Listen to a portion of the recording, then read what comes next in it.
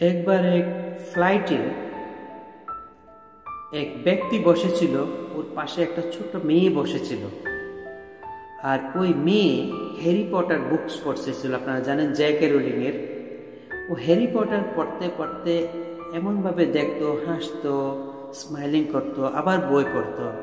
সবাই নিজের নিজের কাজ করতেছে। আর একটু পর এয়ার হোস্টেস অ্যানাউন্স করেছে, সব জেনে গেছে যে প্লেন অনেক ঢুলতেছে।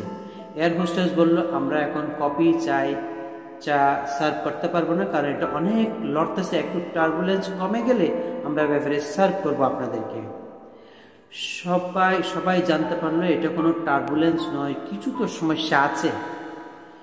এত জোরে জোরে বিমানটা ঢুলতেছে, ভয় লাগতেছে, সবার প্যানিক সৃষ্টি হয়েছে, সবাই চিৎকার করতেছে, একদম কান্না করতেছে। এমন অবস্থায় আর পাইলট অ্যানাউন্স করেছে যে এমার্জেন্সি ল্যান্ডিং করতে হবে।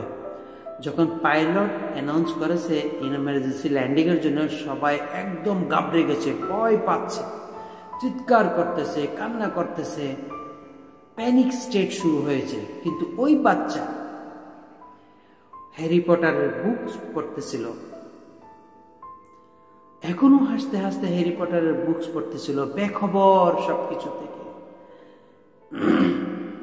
অনেক বড় বড় ব্যক্তি, বড় বড় বিজনেসম্যান, লেডিস সবাই চিৎকার করতেছে, কিন্তু এই বাচ্চা বই পড়ে পড়ে হাসতেছিল, হ্যারি পটার পড়ে পড়ে হাসতেছিল, গল্পের বই হ্যারি পটার। ফাইনালি ল্যান্ডিং হয়ে গেল, ইমার্জেন্সি ল্যান্ডিং হয়ে গেল বিমানের। কারো কোনো কিছু হয়নি, সামান্য সামান্য একটু আঘাত পেয়েছে, তেমন কোনো কিছু হয়নি। সবাই সেলিব্রেট করতেছে, চিৎকার করতেছে, প্রাণ বেঁচে গেছে, আমরা বেঁচে গেলাম, আল্লাহর রহমত হয়েছে।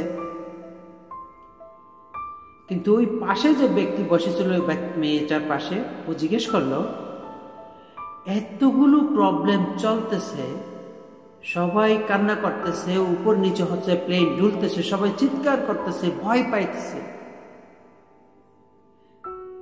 তোমার ভয় লাগেনি?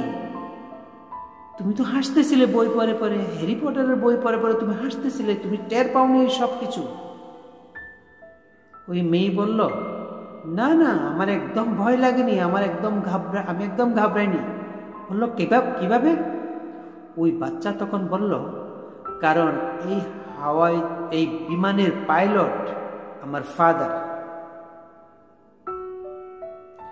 আর যখন বিমানের পাইলট আমার ফাদার, আমার পাপা, তাহলে আমি ল্যান্ডিং এর চিন্তা কেন করব? বাকি সবার কথা তো দূরে।